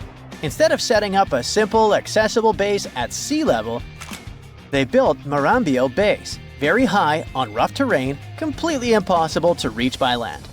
Everything has to be flown in by helicopter, making operations slow, expensive, and frustrating. For 50 years, Argentina stubbornly stuck to this bad decision, while Chile set up efficient, well-planned bases that the world now uses. If things don't change, Ushuaia will be nothing more than a tourist stop. But what's terrifying is that Antarctica seems to be returning to its past. It's supposed to be the coldest place on Earth, but something shocking happened just recently. For the first time in recorded history, temperatures in Antarctica broke 68 degrees Fahrenheit. This continent is buried under miles of ice. Usually, temperatures there can drop to minus 112 degrees. But in the winter of 2020, scientists recorded an insane 69 degrees on Seymour Island, hotter than many places in Europe at that time. Scientists believe there are several reasons for that. First, there are changes in the way heat moves around the planet's waters. Second, melting permafrost due to the planet warming. It looks like the climate is changing faster than expected. In 2020, strange signals from deep beneath Antarctica sent shockwaves through the news. Within days, headlines exploded. NASA had found a parallel universe where time runs in reverse. But what really happened? And what did scientists actually detect? Well, this story is a case of madness, misunderstood experiments, and the human need to believe in mystery. Even today, every few months, someone reposts a headline screaming that NASA found a parallel universe in Antarctica. A universe where time flows backwards, and people believe it. But no, NASA didn't find a mirror world under the South Pole, or some sort of a backwards reality where people age in reverse or speak in rewound sentences. They did find something curious, though. Here's what actually went down. Scientists were flying a strange-looking instrument over Antarctica called ANITA, short for Antarctic Impulsive Transient Antenna. ANITA is a machine that floats over Antarctica, basically a giant balloon with antennas. It listens for tiny space particles called neutrinos. Neutrinos are super small and ghost-like. They have almost no weight and go through stuff like it's not even there, even entire planets.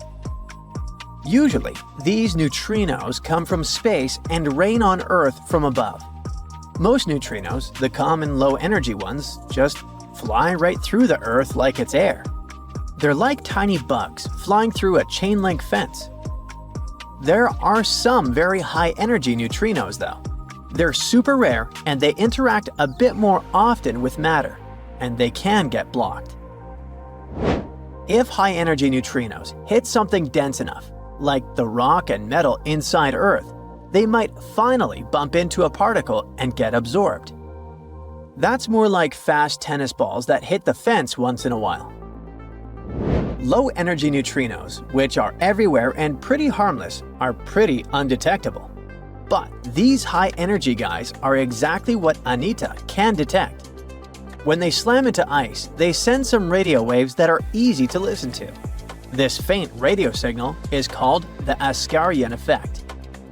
And yep, that's exactly why Anita is flying over Antarctica. That's because the ice is pure, dry, and quiet. It's perfect for catching those rare signals. So, what did Anita detect?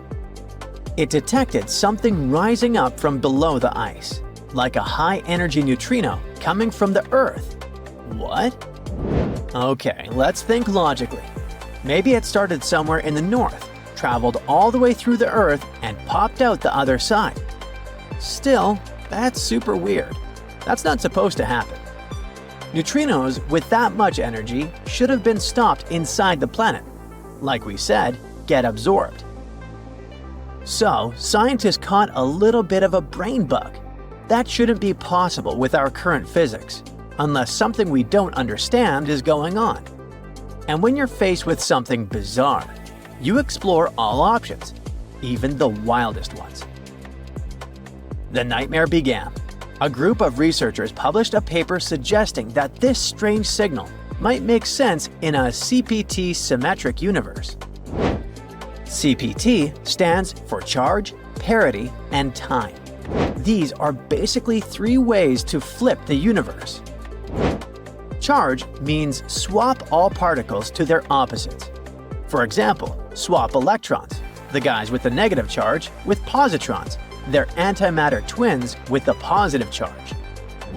Parity means mirror the universe, literally like looking at it through the mirror. Left becomes right and right becomes left.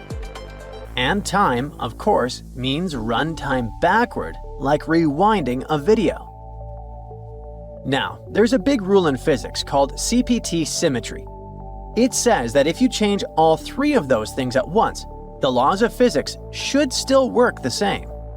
This is kind of insane, but if you took the entire universe and swapped matter with antimatter, mirrored it, and reversed time, it would still follow the same physics.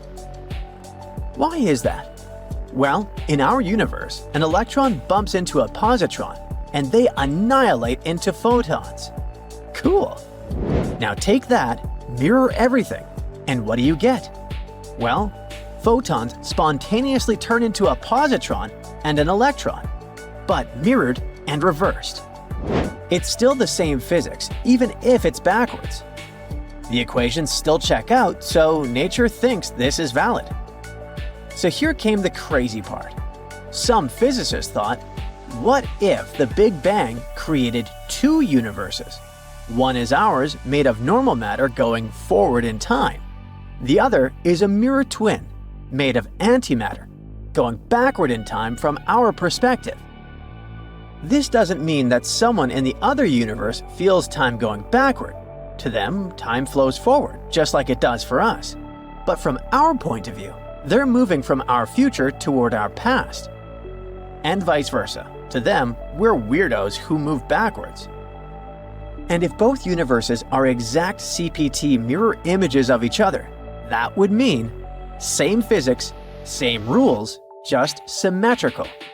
Same rules, just symmetrical. This isn't some crazy sci-fi theory, even if it sounds like it.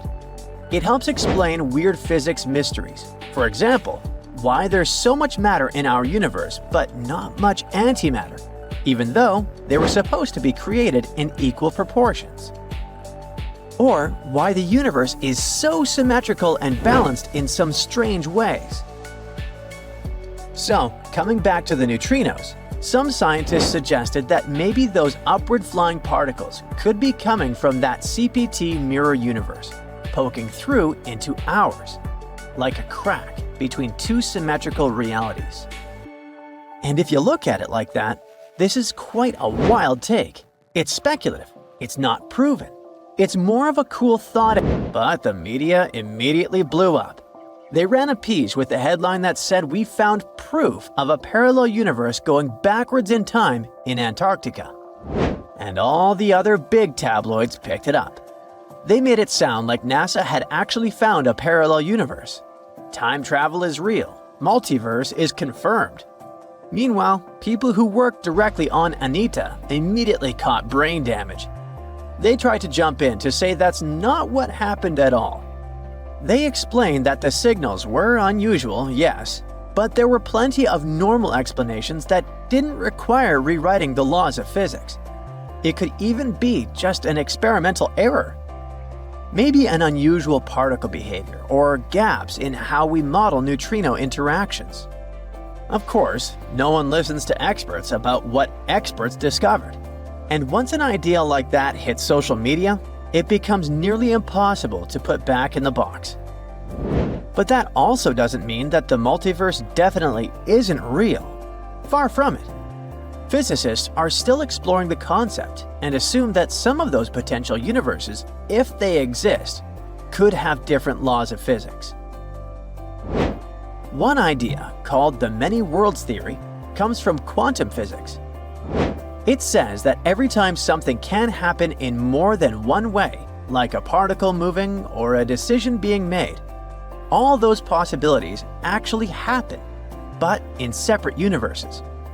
So there could be endless versions of reality, each slightly different, branching off from every event. Maybe in one universe, dinosaurs never went extinct. Maybe in another, you never sent that embarrassing text. Another theory is called the bubble universe theory. After the Big Bang, the universe expanded incredibly fast in a process called inflation. Some scientists think that inflation never fully stopped and is still happening in some regions. That would mean new bubble universes are constantly forming, each with its own version of physics. Our universe would just be one bubble in a giant cosmic sea of others. The third idea is about shadow matter. Dark matter is invisible, but its gravity affects the universe. Some scientists think it could be made of particles similar to the ones that make up regular matter, but they're just hidden from us. This mirror, or shadow matter, could form entire invisible galaxies and even life, all existing right alongside us. Maybe we just can't detect it in any way, except through gravity, for now. But in physics, all of those are just theories, mathematical possibilities. We have no direct evidence that it's real. If we ever find one, though, let's now hope it won't be the boy who cried wolves scenario. Consider Lake Iliamna. What a fitting name. It's already strange enough because it's not even supposed to exist. But now, we stumbled upon actual life deep beneath it. And this just might help NASA in their search for life in outer space. The lake lies deep in the icy heart of Antarctica, so it's not really a water pool like we're used to, more like a lake-like block of ice, or so we thought.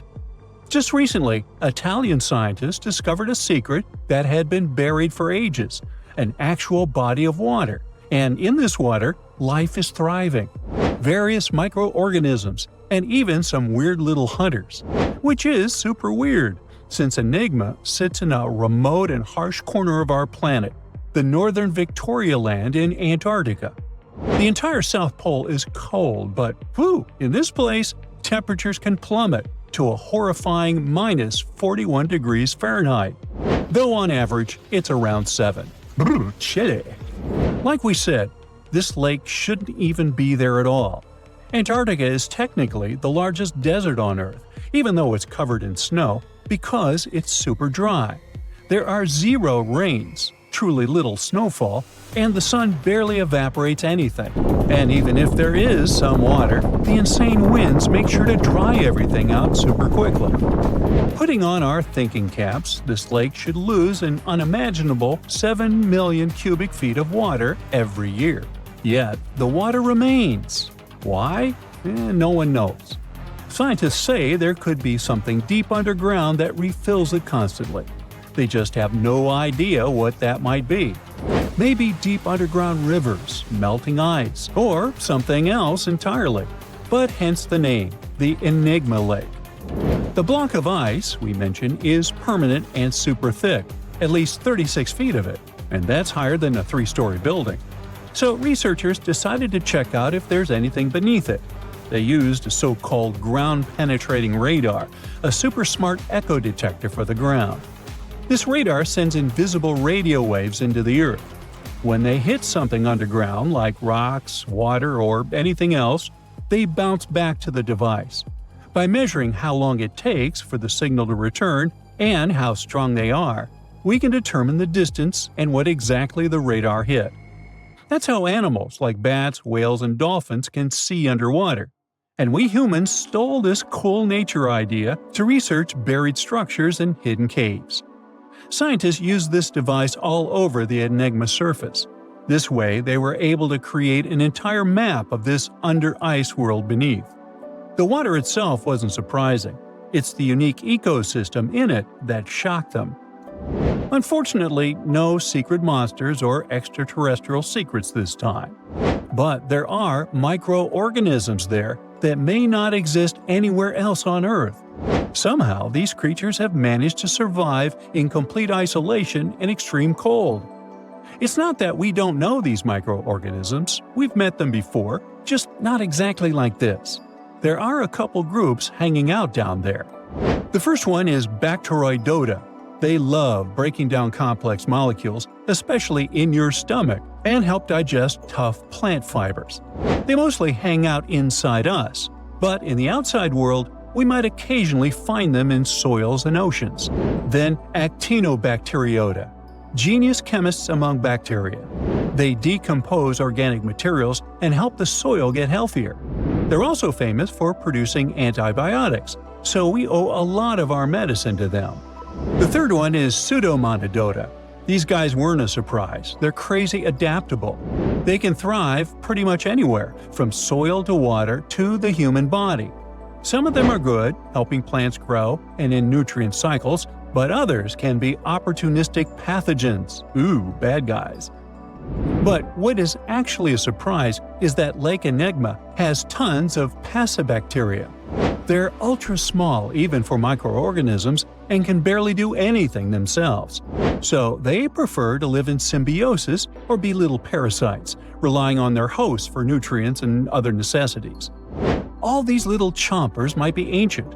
They could be remnants of a time before the lake froze over completely, which is hundreds of thousands of years ago. It's simply weird to encounter these bacteria in the Enigma Lake, especially the little parasites. Passibacteria usually love low-oxygen environments, but this lake is very oxygen-rich, not even mentioning an almost 40 feet of ice above. So all this means that even though we know who these guys are, this specific species might be new to us. They could have evolved with some unique adaptations and abilities using the lake's unusual chemistry. They probably rely on a super simple and delicate food web. Some of the microorganisms produce energy from light, well, whatever light gets down there, or the lake's chemicals. The symbiosis guys most likely survive by living on or inside their neighbors. Yep, these microscopic creatures hunt each other. Nope, things can't be peaceful even in a place like that. If we find out what their secret to survival is, we might learn more about chemistry, medicine, and even extraterrestrial life. Because if life can endure such extreme conditions, then it can probably appear pretty much anywhere, including our closest neighbors, Europa or Enceladus, the moons of Jupiter and Saturn. They definitely hide oceans beneath their frozen surfaces, and now there's a very high chance there might be some life there. Antarctica must be the closest thing we have to extraterrestrial exploration before we actually land on other planets. It's full of hidden mysteries and surprising creatures. Even outside of Lake Iliamna, the South Pole harbors life. Just take the McMurdo Dry Valleys, which are often referred to as Earthly Mars. These are among the most mysterious and extreme places on our planet. They're stretching across Victoria Land in Antarctica, and this is one of the driest places on Earth. Makes sense if you remember the name. Surprisingly, unlike other parts of the South Pole, this land is almost entirely devoid of snow and ice, just lots of super cold ground. There might even be some sand dunes nestled here and there between the rugged mountains. The ground is mostly covered in loose gravel, scattered with ancient rocks made of granite, and something interesting called gneiss. just spelled differently. It's the type of rock that's been through a lot, literally. It's usually born when granite and sedimentary rocks have to endure insane pressure or horrifying heat for a while, a process called metamorphism. These conditions are so intense that they literally rearrange the minerals into layers. That's why gneiss has such beautiful foliated looks. It's the planet's version of baking a layered cake. It's amazing because this place is almost exactly the way it was millions of years ago. These valleys are frozen in time, and they give us a little glimpse into Earth's distant past. And that includes life. Once again, local winds are absolutely terrifying gusts of cold air racing downhill, and they evaporate snow faster than it can even melt. So, logically, you shouldn't find much water here, not even mentioning life. But somehow, you can still stumble across frozen lakes and saline ponds in the dry valleys. And local life stretches all reason and our understanding of biology. It exists inside the rocks themselves. Microorganisms are hidden in slightly moist cracks and crevices. Deep inside, there's endolithic bacteria. These guys are super chill. Instead of moving around like other microorganisms, they always stay put inside their little rocky homes. How do they survive? Through photosynthesis. Just like plants, they take teeny tiny parts of light that gets in crevices and acts like little solar panels, getting energy from the sun.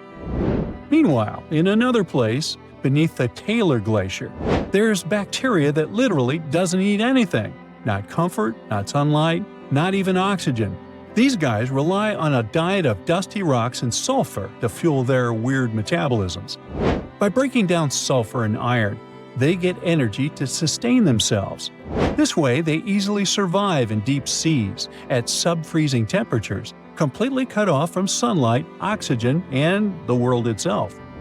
This place is fascinating for both its life and the lack of it. In some parts of the valleys, like University Valley, yes, that's what it's called, the permafrost is so harsh that no microbes were found at all. This might be one of the only places on Earth where life appears to be completely absent, a quite scary idea. Anyway, now scientists are thinking about learning more about Lake Iliamna and drilling this Mars-like environment, exactly for that reason, to see how we could get samples from Mars in the future. In 2011, scientists from Chile found a weird-looking fossil in Antarctica that looked like a squashed football.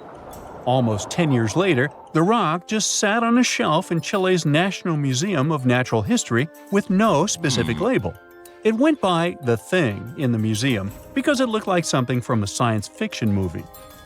When the scientists finally got their hands on the strange fossil, it turned out it was actually a giant soft-shell egg from around 66 million years ago. This one is more than 11 inches long and 7 inches wide. A regular chicken egg is just 2.5 inches long, and an ostrich egg is almost 6 inches long for comparison. So, the Thing won the title of the biggest soft-shell egg ever found and the second largest egg of any animal we know of. The only bigger egg that was ever found was that of the extinct Madagascan elephant bird, which is also 1.5 times as tall as Michael Jordan. The bird, not the egg. The Antarctic egg is also special because it's the first fossil ever found in this part of the world. So, whoever left it there must have been one big creature, probably a giant sea turtle that lived long ago, like a mosasaur. This is surprising because most scientists thought these creatures didn't even lay eggs, so this discovery could change what we know about them. The egg is also unique because it has a thin eggshell and no pores, which is totally different from most dinosaur eggs. It actually looks more like the eggs of lizards and snakes, but it came from a giant creature related to these animals. No known dinosaurs or flying reptiles from that time and place were big enough to lay such a huge egg, so it must have been a mosasaur after all. But we can't be 100% sure. Scientists did a lot of work and studied 259 types of living reptiles, like lizards and snakes, and their eggs. From this, they figured out that the mommy who laid the egg was probably at least 23 feet long, not counting her tail. During the late Cretaceous period, This part of Antarctica might have been like a nursery. Paleontologists have found bones of tiny mosasaurs and plesiosaurs in the same area, along with bones from the grown-up ones. Archaeologists in Norway made another cool but literally discovery and found dozens of arrows that had been hidden in ice for 6,000 years. They were melting out of a large ice patch in the high mountains, covering an area of about 45 football fields. In 2014 and 2016, when the summers were extra warm, scientists went to an ice patch called Langfoni to look around. They also found lots of reindeer bones and antlers there. Some of the arrows were whole and some in pieces, along with 5 arrowheads around the melting ice patch. This is more arrows than have been found at any other frozen site in the world. Some of the 68 found arrows date back to the Neolithic period, and the newest ones are from the 14th century of the Common Era. Ice is like the perfect time machine that can preserve whatever ends up there in an almost perfect condition. Langfoni became famous as one of the first ice patch sites after a local hiker found a 3,300-year-old leather shoe right next to its edge. Scientists are studying places like this to understand how people use these sites and how the ice patches from Norway to North America changed over time. Now, once upon a time, around 32,000 years ago, to be exact, a squirrel buried some seeds near a river in Siberia. Am I the only one getting the Ice Age vibes? Anyway, these seeds belong to a plant with cute white flowers. Thousands of years later, a group of scientists found these seeds buried deep in the frozen ground, about as far down as a 12-story building is tall. The seeds were surrounded by ice and bones of animals like mammoths, bison, and woolly rhinoceroses.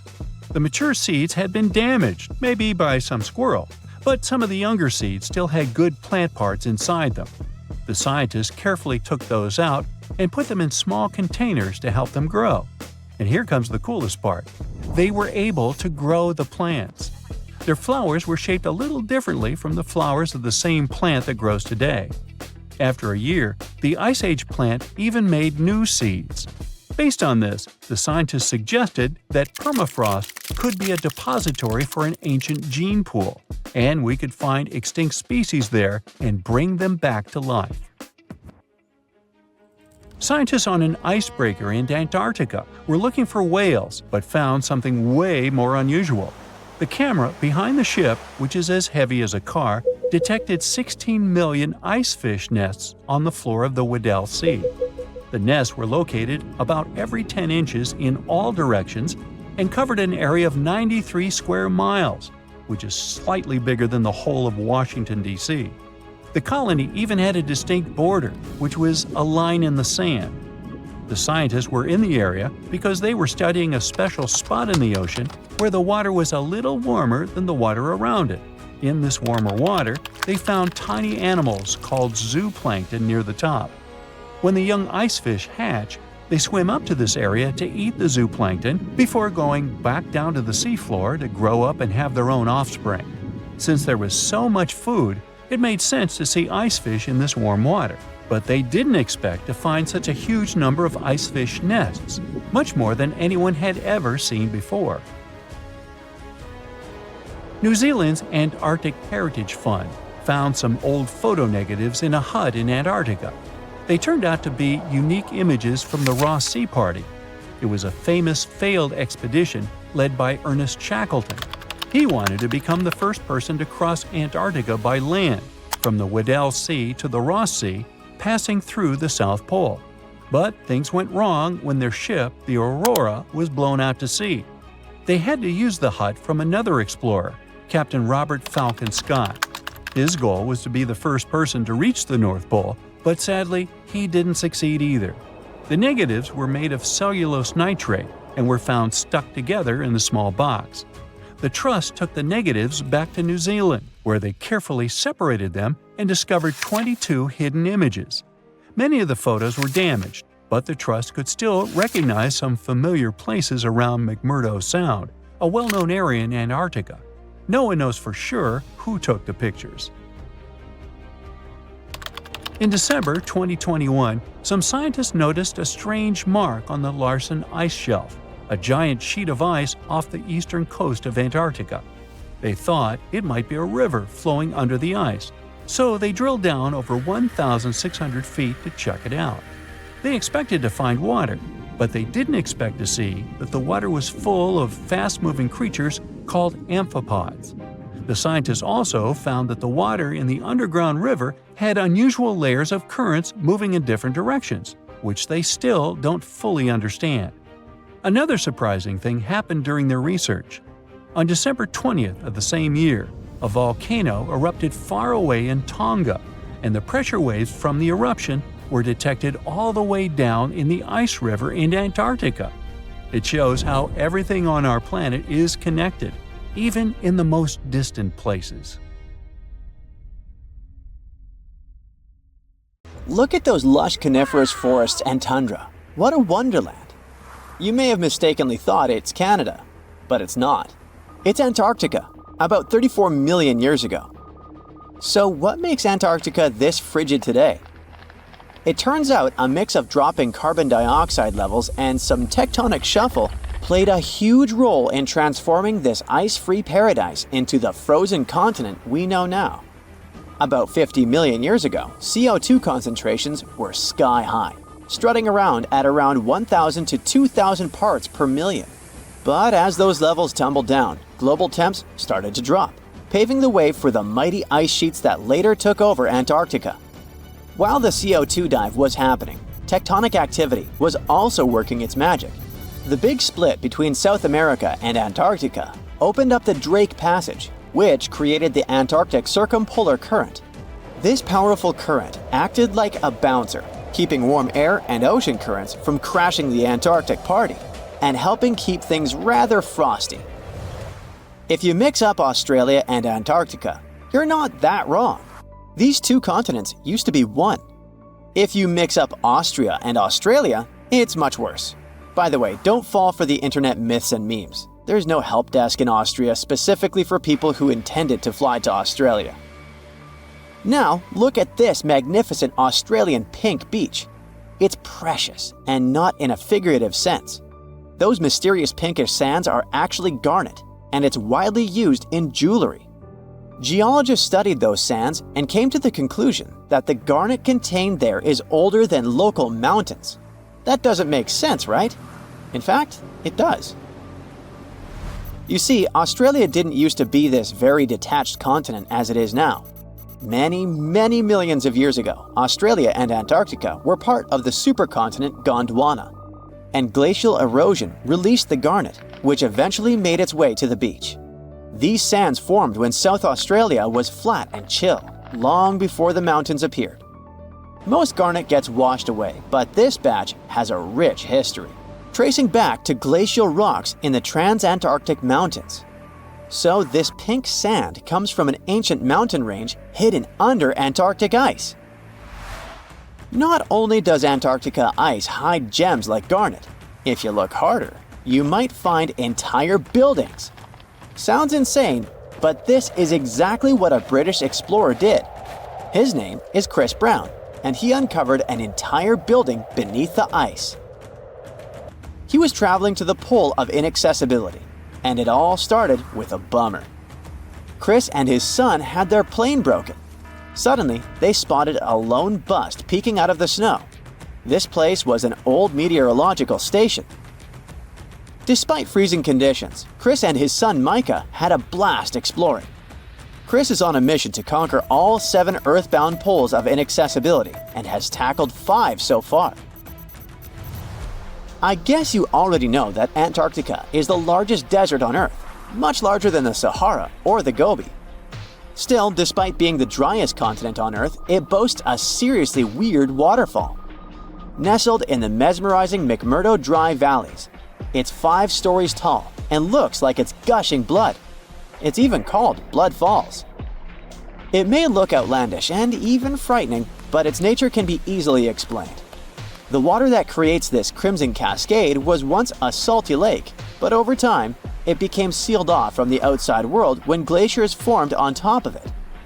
Now, this ancient water hanging out 1,300 feet below the surface has cranked up its salt levels to 3 times saltier than the ocean.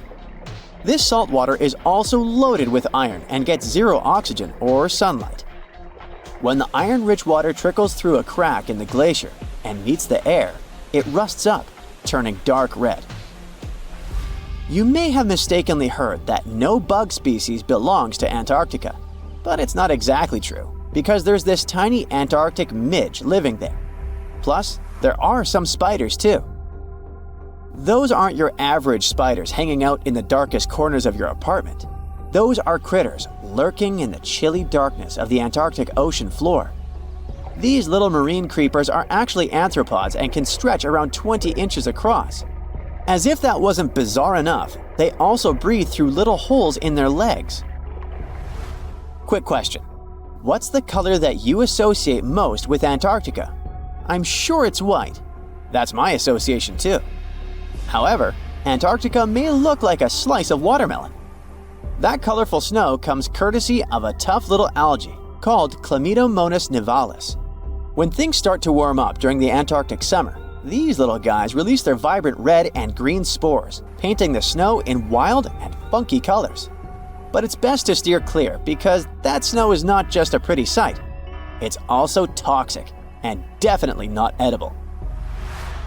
Searching for fossils is always a blast, but when you're in one of the most remote spots on the planet, it gets even more exciting. A diverse team of scientists recently hit the mother lode, pulling in over a ton of fossils from ancient marine life, dinosaurs, and birds from the late Cretaceous period, about 71 million years ago. Their adventure kicked off with a flight to South America, followed by a 5-day trek through the infamous Drake Passage. Upon reaching Antarctica, they set up camp using helicopters and inflatable boats. You might be thinking, why dig in Antarctica with all that ice? Well, it turns out there are places where rocks pop up, depending on the season. The team went to James Ross Island, located in the Antarctic Peninsula, and they went there during February and March. And that's one of the few parts of Antarctica where in summer, rocks are exposed, and those rocks can come from the age of dinosaurs. The expedition was a success, as they discovered over a ton of remarkable finds. Next up, the fossils will head to Chile before making their way to Pittsburgh's Carnegie Museum of Natural History. Among their discoveries, they found relics dating back about 71 million years, alongside some around 67 million years old, including plenty of snails, clams, and various marine creatures. Yikes! Look at this creepy sea worm. It could live in LA and be a star in a horror movie, but it chooses to call the chilly waters of the Southern Ocean near Antarctica its home. These worms can grow up to 8 inches long and 4 inches wide, but don't let their spooky exterior trick you. Research suggests they might actually be superheroes in disguise, playing a vital role in keeping ecosystems buzzing. Now, see that head? It's not really a head, it's just a retractable throat that helps this toothy creature chow down on its meals. Antarctica has many creepy critters to offer. Let me introduce you to the Antarctic strawberry feather star. It's not like Patrick from SpongeBob though. It's more like a deep-sea creature straight out of a horror movie. Picture this. 20 wiggly arms, some stretching up to 8 inches, all decked out with these bizarre little bumps. Yikes indeed. Back in 2014, scientists buried 34 seismic monitors in the snow on the Ross Ice Shelf, which is huge. Think of it as an ice slab the size of Texas, just chilling over the Southern Ocean. These clever little machines picked up a nearly non-stop buzzing. Even though our human ears usually can't catch these low-frequency sounds, scientists have worked their magic and made them audible for us. They even shared the creepy audio online. A glaciologist from the University of Chicago says that if you could hear this vibration, it'd sound like a swarm of cicadas taking over the backyard in late summer. But these glacier explorers weren't trying to capture spooky tunes. They're actually on a mission to monitor the Ross Ice Shelf because things are heating up, literally, and the ice is melting faster than ice cream on a hot day. Ice shelves are like Earth's safety plugs, keeping all that massive ice from surging into the ocean. So what exactly is making all that noise? It's likely just strong winds whipping across ice dunes, creating a kind of natural vibration. This sleek, state-of-the-art submarine named Ran was sent to explore the depths of Antarctica. But as soon as it discovered something, it mysteriously disappeared. So, what happened? It all started when scientists wanted to explore one of the most remote and mysterious places on Earth, the Dodson Ice Shelf in West Antarctica. This ice shelf, silent giant, stretches 30 miles wide. That's almost the length of New York City. It stands between two icy promontories, the Martin and Bear Peninsulas, and it hides an entire world of geological mysteries. If you think that Antarctica is nothing but a desert of super thick snow and ice, you're wrong. There are entire landscapes hidden deep down there. The underside of the Dodson Ice Shelf is a rugged, dynamic terrain shaped by the slow, relentless forces of nature. There are towering ice formations, deep troughs, and bizarre structures stretching for hundreds of feet. Scientists are super curious about it, but as you can imagine, this landscape isn't easy to explore at all. To find out more, we have to scan the area with satellites or try drilling through the snow, trying to collect the big picture, piece by piece. But these methods only gave us vague hints. The real breakthrough happened when scientists came up with the idea to let the submarines explore it. Autonomous submersibles could swoop deep into the icy waters beneath the Dodson Ice Shelf and tell us what's up down there. These robotic explorers have fantastic advanced sonar systems. It's that thing that bats or dolphins do. They can use sound to see the world. Basically, they send out sound waves underwater, and when those waves hit something like the ice shelf above or the seafloor below, they bounce back to the system. Animals feel how long it took for the sound waves to return and how they changed. And this helped them understand what's located where. For example, clicks that dolphins send out tell them where the fish are. We copied this crazy evolutionary trick and adapted it to our underwater exploration. Only our version is much cooler, with a higher level of precision, so we created detailed maps of the environment. The Rand submarine was one of those robotic explorers. It was named after the Norse deity of the sea. Ran had been meticulously programmed to navigate a treacherous landscape of Antarctica.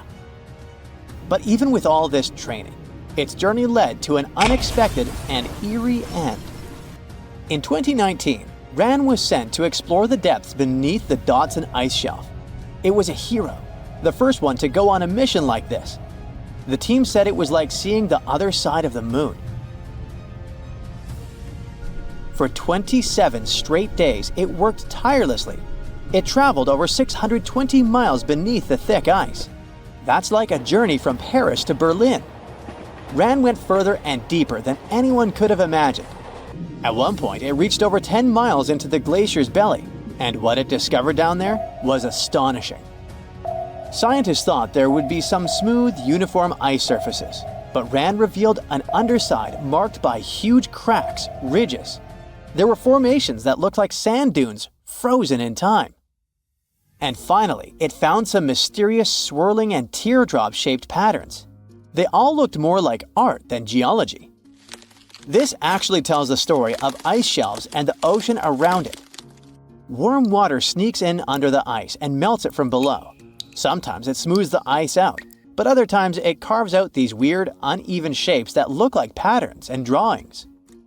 And some of these shapes are huge, over 1,300 feet long. That's about 3.5 football fields. The reason why they look like swirling doodles is because the Earth spins. It makes the water turn in special ways, bending the shapes and drawing these spirals. It's called the Coriolis effect.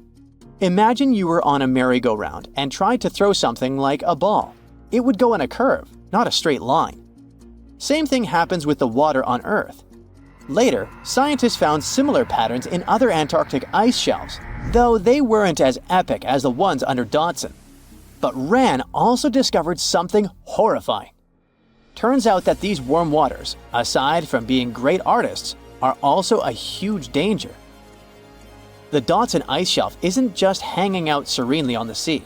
It's part of a very delicate system, and acts as a protective barrier that holds back huge glaciers in West Antarctica. The ice shelf is floating on the ocean, but it's still connected to the land. As warm water sneaks underneath it and the ice melts, the Dodson can't hold on to the land as tightly anymore. The protective barrier starts to weaken, and this lets the glaciers behind it move faster into the ocean. When those glaciers flow into the sea, they add more water, which could cause sea levels to rise, eventually changing our coastlines. Rand stumbled upon huge pockets where the ice was melting at alarming rates, all due to powerful underwater currents. It was like seeing a ticking clock on the glacier. The stakes were high, but luckily the submarine was ready. This time, it managed to return. And then, it worked for 5 more years, helping scientists with tons of useful data. The missions were daunting. There could be periods where Rand slipped into the pitch-black cavity beneath the glaciers, spending 24 hours without communication. But it was mapping every peak and every valley. It gained experience from over 40 missions below ice. Then, in early 2024, Rand went on a mission to the Thwaites Glacier. The mission was bold from the start. This place is also ominously referred to as the Doomsday Glacier. It's called that because it's slowly melting and has the potential to raise sea levels worldwide if it collapses, causing catastrophes everywhere. That's why Rand was dispatched to explore its underbelly, a place that had never been mapped so intricately before. The idea was to uncover the glacier's secrets, study how rapidly it was melting and why.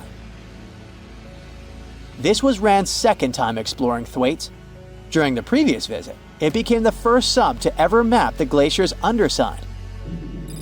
Rand was exploring the depths from 650 feet to 1,650 feet. It sent a lot of data about how the Doomsday Glacier was slowly melting due to warm ocean currents. But while venturing into these icy depths, something went wrong. Out of nowhere, Rand vanished. Without warning, without a trace. One moment it was sending back crucial data, and the next it had slipped into the abyss.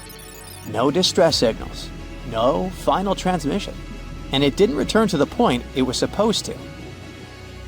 People sent extensive searches, helicopters soared overhead, drones buzzed through the frozen skies, but no sign of the submersible emerged from the glacier's grasp. After a while, Rand's batteries would certainly run away. So at this point, it had definitely been swallowed by the abyss beneath 1,500 feet of ice. That was a huge and sad loss for the scientific team. The scientists at the University of Gothenburg are now looking to replace Rand and continue their important research under Thwaites. To this day, scientists have no idea what happened to it. Some say it may have been trapped in the ice. Others believe it was pulled away by an unseen current. It also might have collided with something unexpected. Whatever the truth is, its disappearance has left scientists stunned, and it looks like the ice shelf will hold on to its secrets a little longer. At least we gained a treasure trove of knowledge from Rand's journey. Scientists keep exploring Antarctica, looking for history that hides under the snow. For example, they discovered that around 90 million years ago, a lush temperate rainforest thrived near the South Pole. They revealed an ancient world far warmer than they ever imagined. Deep in Antarctica, they unearthed fossilized roots, pollen, and spores preserved in the soil. All this shows that there was a swampy rainforest that flourished despite months of polar darkness. All these discoveries changed our understanding of Earth's climate, both in the past and the future.